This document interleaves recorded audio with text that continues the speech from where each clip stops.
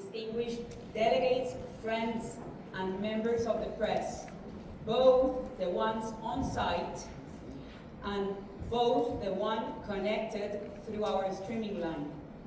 I'm privileged to introduce our distinguished leaders and spokespersons of today. His Excellency Ahmed Al-Hatib, Minister of Tourism of the Kingdom of Saudi Arabia, our host, and the President of the General Assembly, the Secretary General of UN Tourism, Surab Pololikashvili, the Secretary General-elect Sheikha Al-Nawais. Today, we celebrate the end of the General Assembly, but also we celebrate 50 years of UN tourism, 5 decades of connecting nations, creating jobs, protecting heritage, and building bridges of understanding. Now, it's time to honor all the achievements of these 5 decades, but also to set a clear vision for the future with tourism as a driver of peace, prosperity, innovation, and sustainability for all. This General Assembly also marks an important transition. We officially welcome the new Secretary General, Her Excellency Sheikh Al-Nawais, and recognize the continuity of leadership and innovation that defines our organization. It is a passing of the torch anchored in values, energized by results, and focused on the future. We want to thank as well our current Secretary General, Surab Pololikashvili, for all his efforts. And today, of course, let me give some facts of the UN Tourism General Assembly so that then we open the floor for questions. Some facts. First of all, this is the biggest General Assembly that we have done in the history of the organization. More than 150 delegations, 90 ministers, 70 ambassadors, 17 deputy ministers or vice ministers. Our affiliate members, the private sector, more than 120 companies from the private sector. So today, our press conference will be about the following points.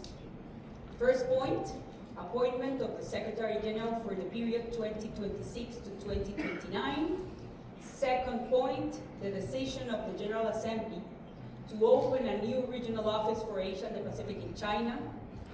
The third decision was about the thematic session on artificial intelligence, the impact of AI, and innovation in shaping global tourism.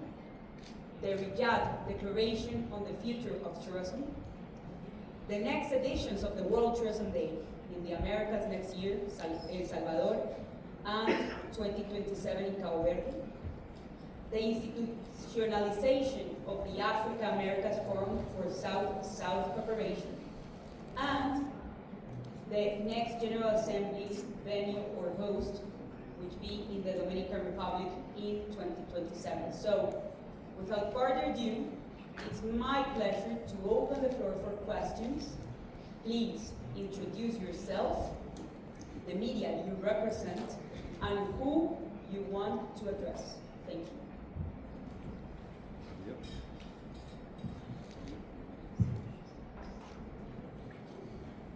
عبير حمدي من صحيفة الشرق الأوسط.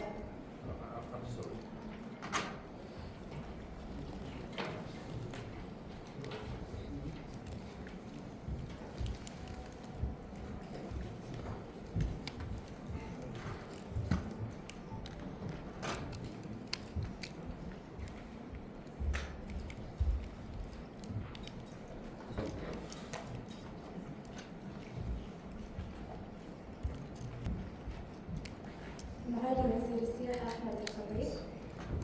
عبير حمدي من صحيفة الشرق الأوسط. كيف ستعمل المملكة مع الدول الأعضاء لضمان تنفيذ إعلان الرياض بمستقبل السياحة؟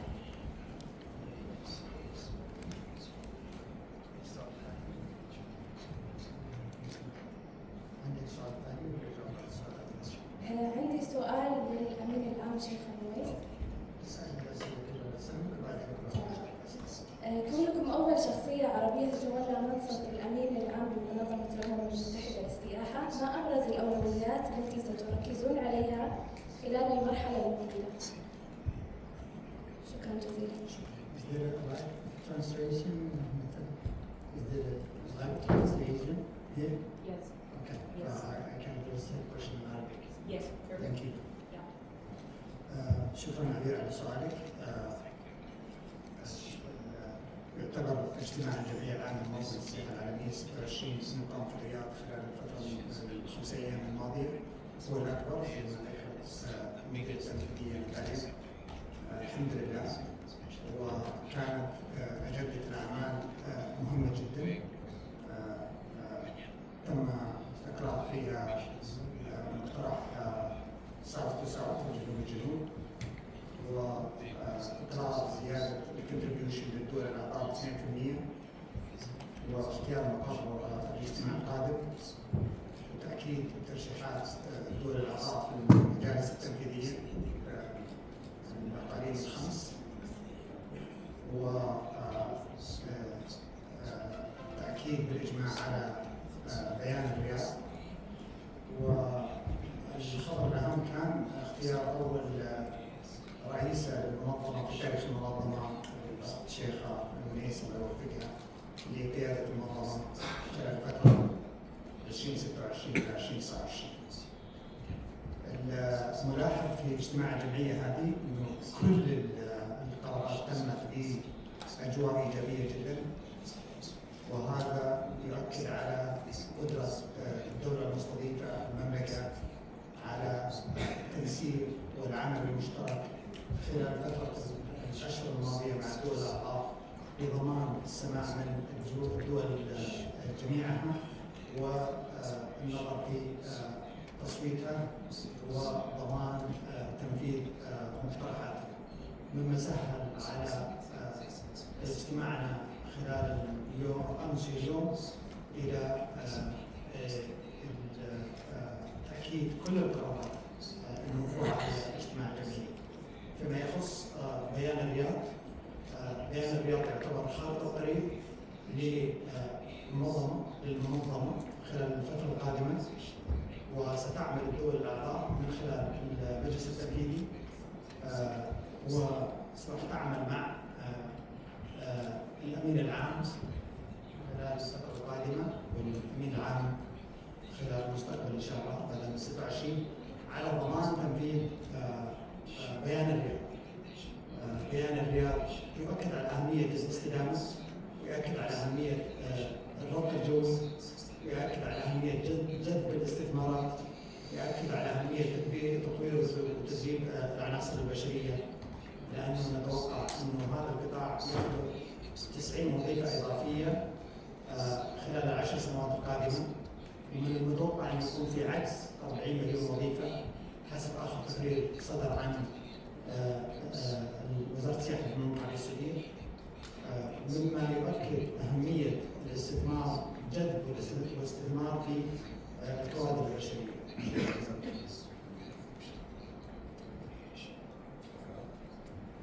السلام عليكم ورحمة الله وبركاته. عبد الرحمن الأسمري. نجاوب السؤال الثاني حق عبير. السلام عليكم، عبير يعطيكم العافية. أول شيء حابة أشكر المملكة العربية السعودية على استضافة جمعية عمومية استثنائية. شكرا معالي الوزير. أبرز الأولويات اللي أنا بركز عليها في بداية تولي المنصب إن شاء الله، أول شيء النمو المستدام والمسؤول، التحول الرقمي والسياحة الذكية، الشمول الاقتصادي والتمكين المحلي، تطوير البنية التحتية وتعزيز الربط الجوي، الشفافية والحوكمة الأخلاقية. شكرا. السلام عليكم ورحمة الله. عبد الرحمن الأسمري من صحيفة وكالة. سؤالي لكم معالي الوزير عن الدور الذي تتوقعون للتحول الرقمي والابتكار في رسم ملامح مستقبل السياحة في المملكة العربية السعودية. شكرا لكم. شكرا جزيلا عبد الرحمن. ناقشنا بشكل مستفيض ملف التحول الرقمي في قطاع السفر والسياحة، وكانت مداخلات الدول الأعضاء كبيرة جدا هذا الموضوع في قطاعنا. الدول بدأت تستثمر في التحول الرقمي بكل أنواعه، ومن أهمه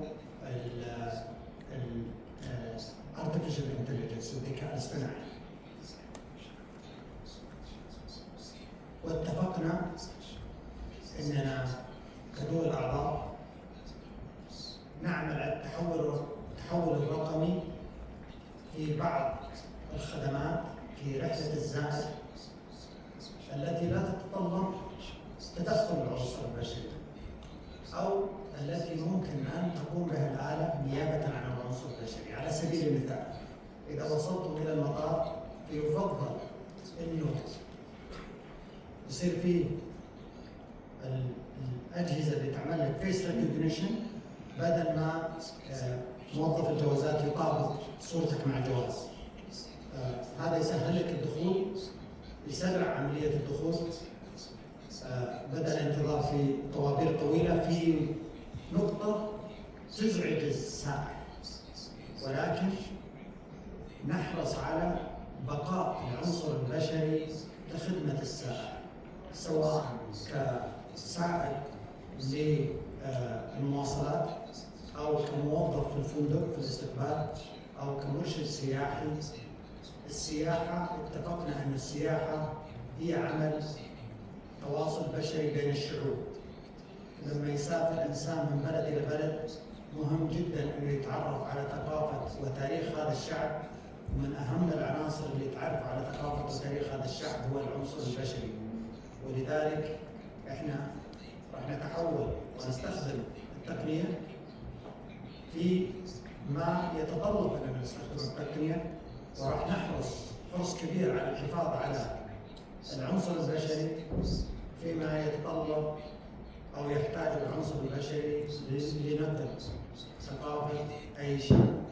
ولذلك قطاع السياحة والسفر راح يكون من القطاعات الرائدة في التحول التقني مع الحفاظ على بقاء العنصر البشري اللي هو مهم جدا لنقل الثقافات وعادات الشعوب المختلفة.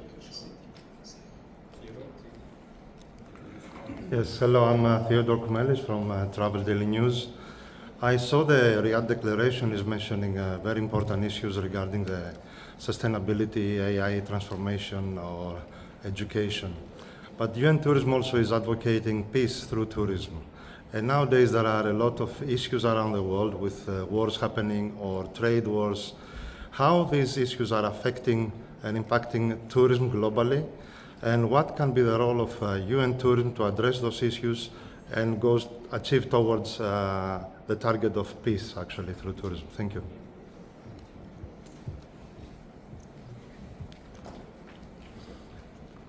All difficult questions to me. Yes, it's never happened in the world that we have 55 conflicts around the world, and of course we are monitoring, and we saw very clearly after Russian Federation invasion to Ukraine how the market changed, how the first of all, of course, nothing to do with conflict, but first analysis we saw after pandemic, of course, when the ages were changing, the number of stays of the trips changed a lot, and then it was another crisis which was conflicts, and we have 55 conflicts today, and then Gaza conflict also was affected in the region, not only countries, 2 or 3 countries, but all region was affected, and every year it was changing, and it is changing the composition of markets, composition of arrivals, a number of arrivals, and of course we are following it. What we can do, of course, first of all, we always advocating tourism to use for peace, and once we see the opportunities to come back and to have opportunity to people travel to different countries, we are supporting and expressing our solidarity to our member states. It's not easy, I will say. Unfortunately, there are some cases we can't do anything, but again, we are trying to express our readiness once there are things getting better to open the doors, to support, to promote kind of crisis management, which is not easy again, but we are a UN organization, and our main and very important part of it is to support peace via tourism. We had last year World Tourism Day's theme was peace and tourism, and we are continuing advocating and to supporting member states in that way.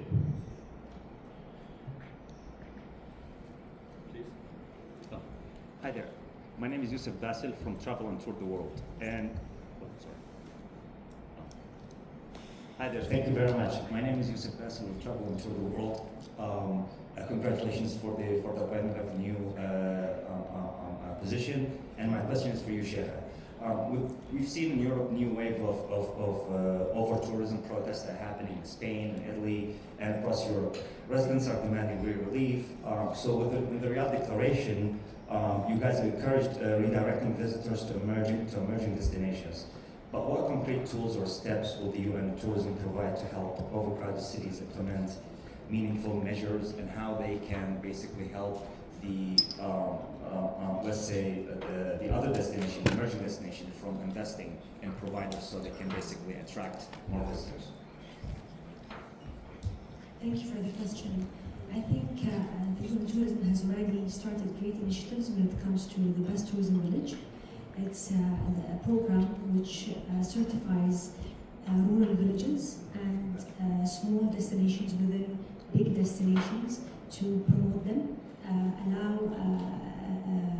help developing and contributing to the communities of those destinations. And I think they have done a great job with regards to that. What we can do is, with technology, with innovation, you know what will come, and the crowd that will come into a country in terms of travelers.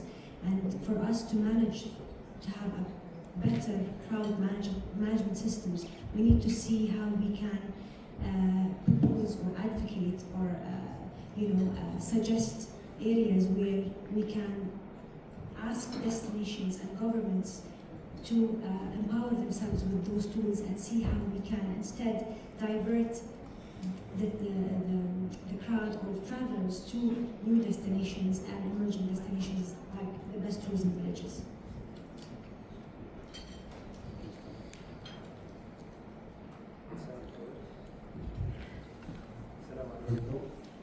سلطان بلوش جريدة الوطن.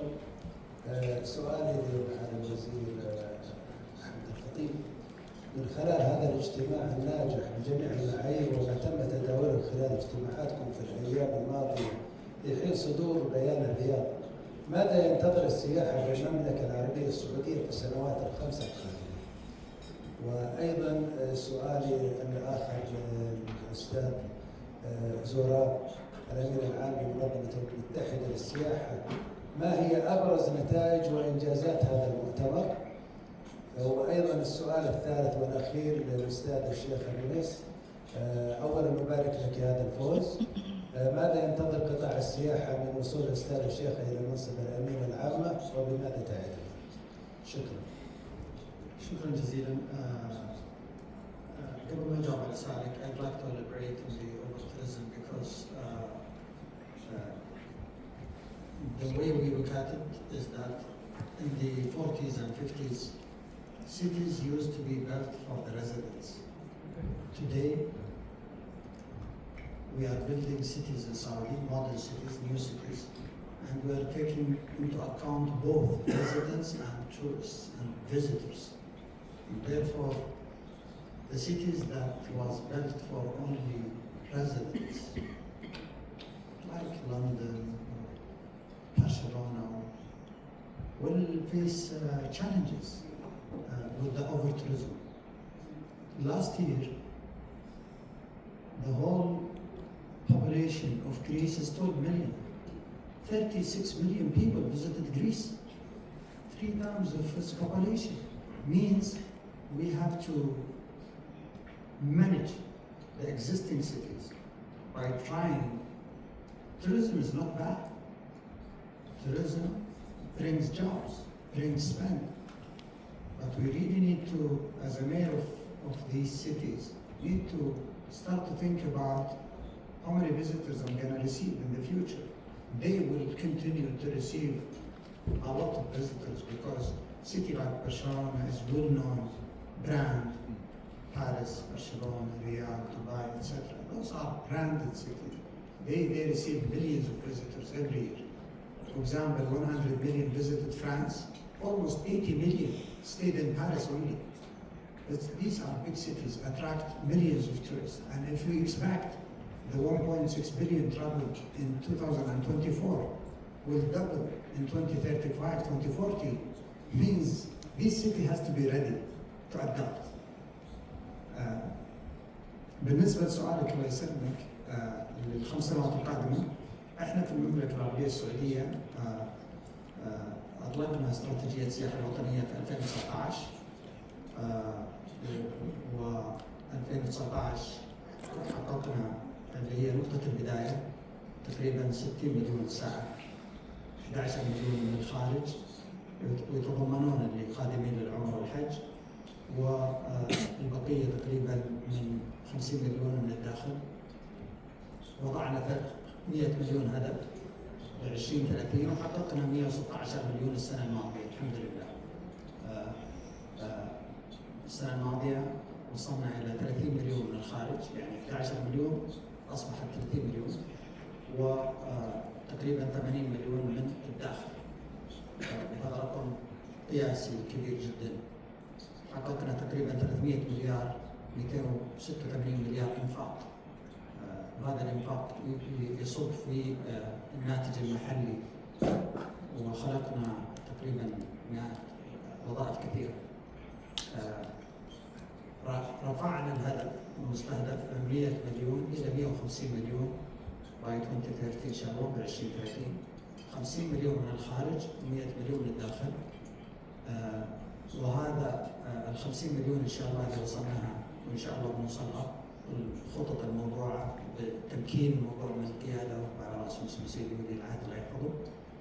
راح تكون المملكه العربيه السعوديه من اكبر 10 دول تستقطب سياح في العالم. وهذا ان شاء الله هدف وراح يتحقق باذن الله. ولذلك خططنا طموحه نسير على الطريق الصحيح واستضافه المملكه للجمعيه هذه تؤكد على مكانه المملكه في قطاع السياحه في العالم. شكرا. Hi, I'm Rashi Sen from TravelDailyNews. We have another 2 questions. Apologize. Yeah, thank you. Regarding the outcomes of the General Assembly, I think Natalia mentioned in details. I will repeat, of course, Riyadh Declaration, it's a roadmap how to conduct in the next years a sustainable tourism development. It was a commitment of 160 countries. Main headline ratification of the Shaikha, and I want to congratulate her again. Next coming establishment of office in China, in Shanghai, it's big news. China is one of the biggest source market, like inbound, same time outbound for the world, and it was closed 3 years. Artificial intelligence, new word in our life, and how to use artificial intelligence better for tourism and better for future increase of budget of UN tourism. Of course, celebration of 50th anniversary, and it was symbolic place after such very hard work of dear Excellency and his excellent team last 5 years. You asked that what will be happening here after 5 years. 5 years ago, if you asked the same question, or 10, we never said the General Assembly will bring here 160 member states to Riyadh. Why? Because the answer was very easy. The country was closed. And I was honored and very proud to be the part of this, humble part of this story and history when the country opened, and we are celebrating the biggest event. Look, Expo 2030, one of the biggest events who will attract again all the world here, World Cup. So many things are happening, and everything is related with tourism. Our office, we decided very quickly, and we opened the office during COVID time here in Riyadh in Saudi Arabia. And it was then pushed to other regions to establish new offices. I don't know how we made it, but we made it. And don't forget, next 2 days, because Tourais, which was born and is born, and we are celebrating tonight the opening of Tourais. It's a new project for tourism industry, something new, and it was a very smart decision that having here 160 countries to add private sector, and we always had this dream to create kind of Davos. I'm sorry with Switzerland and Davos, but Davos of tourism. And this event, which we will celebrate tomorrow, the day after tomorrow, I'm sure it will be Davos of tourism here in Riyadh. This idea was cooking, I would say, the last 2 or 3 years, because we are attending, all of us, we are attending every 2 weeks some events. An idea was to bring private and public sector together, one bold and one important and powerful event, because it's impossible to promote or to develop tourism without private sector. The governments can talk a lot, and then they will change, but if you don't have the support of private sector, and this is very smart what Kingdom is doing here. All these projects are supported by government. This is another showcase, and there are not many countries who are doing this, what is happening here, no? They are not waiting, some investor, he will sign, he will not sign, he will take a loan from the bank or not.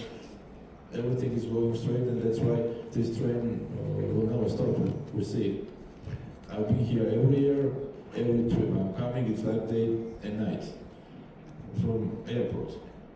Before I used to come to the hotel, it took me 2.5 hours, now taking, because of distance again, 45 minutes.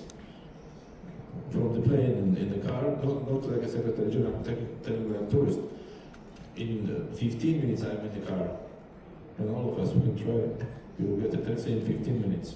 From plane to car. It is not happening. I'm traveling everywhere, all of us. And congratulations for this big achievement. Thank you.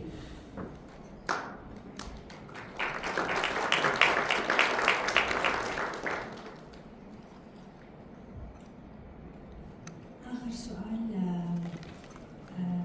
من الأشياء اللي أنا حابة أشتغل عليها إن شاء الله هو أن تكون السياحة جسر في ربط بين الثقافات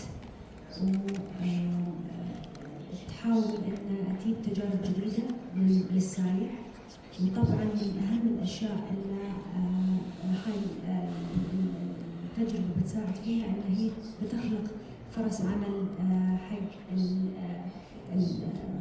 الفيوتشر ورك فورس اللي جاي. فوايد مهم ان احنا نركز على الخمس ريجنز اللي بنركز عليها، بحيث ان احنا نشوف العناصر اللي ممكن نطلعها ونحاول نشوف كيف ممكن نساعدهم في كل المجالات اللي تتعلق بالسياحة. شكرا. I'm Rashi Sen, Travel and Tourism News Middle East. Congratulations, Sheikha. Some of us in the room have seen you over decades, and it is such a pleasure and an honor to see you. We were not in the plenary, so we have to applaud for you. I'm sorry. We're just going to see this as a new moment. You're not just the first female Secretary General, you're also the youngest, if I'm not mistaken. And that is a huge, huge achievement. Not only here, in all UN system. That is so special. And I want to say, what's your message for women and youth out there? But just a little snip there. Just look at this stage right now. This is gender equality. Look at this stage right now. This is gender equality right here. So thank you for that. But back to my question, which is, what's your message for the women and youth in tourism right now? And sorry, there is a question for Zurab as well. It's not difficult, it's very easy. How has the Riyadh Declaration built upon the General Assembly in Samarkand? And a follow-up question to that is, oh no, that's not a follow-up, but a separate question. What are some of the key challenges that were outlined in the Riyadh Declaration today? Because I believe there are like 7 or 8 challenges, including economic disparity between nations. So an outline of the challenges that were pointed out in Riyadh Declaration, please. Thank you.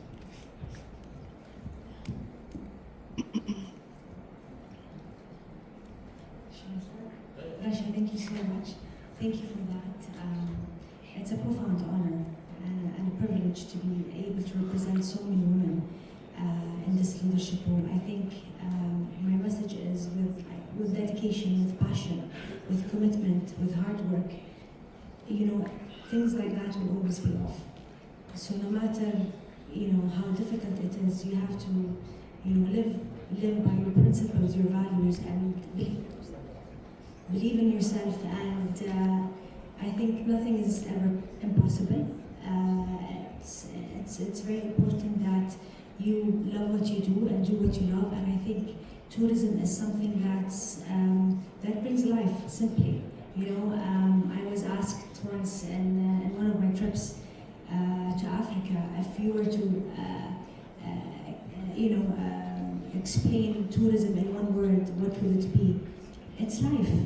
I think it brings life to so many communities. It connects cultures. It brings peace, because it's the only way that you can really express or represent your country, represent your culture, represent your destination, where you live.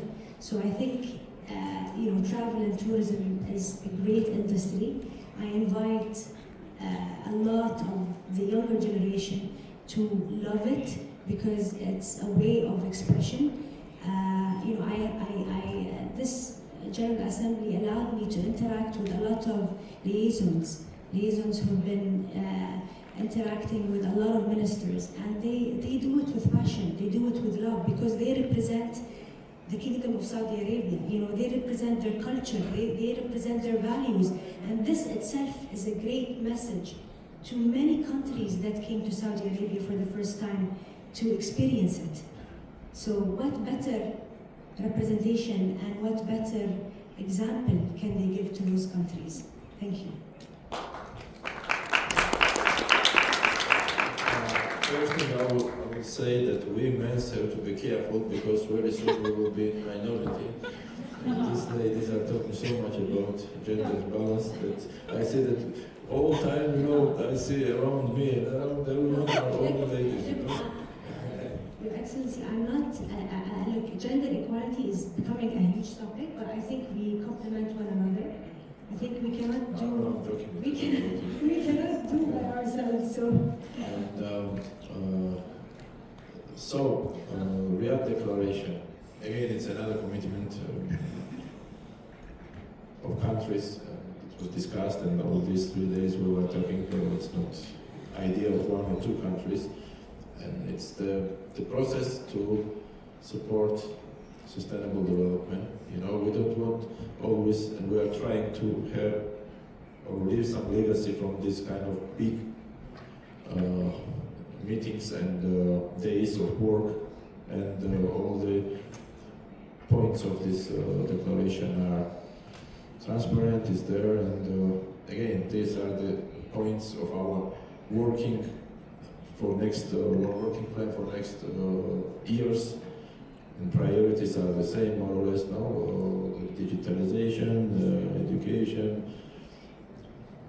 investments, and it's more concrete and more detailed documenting guideline, thanks to all member states.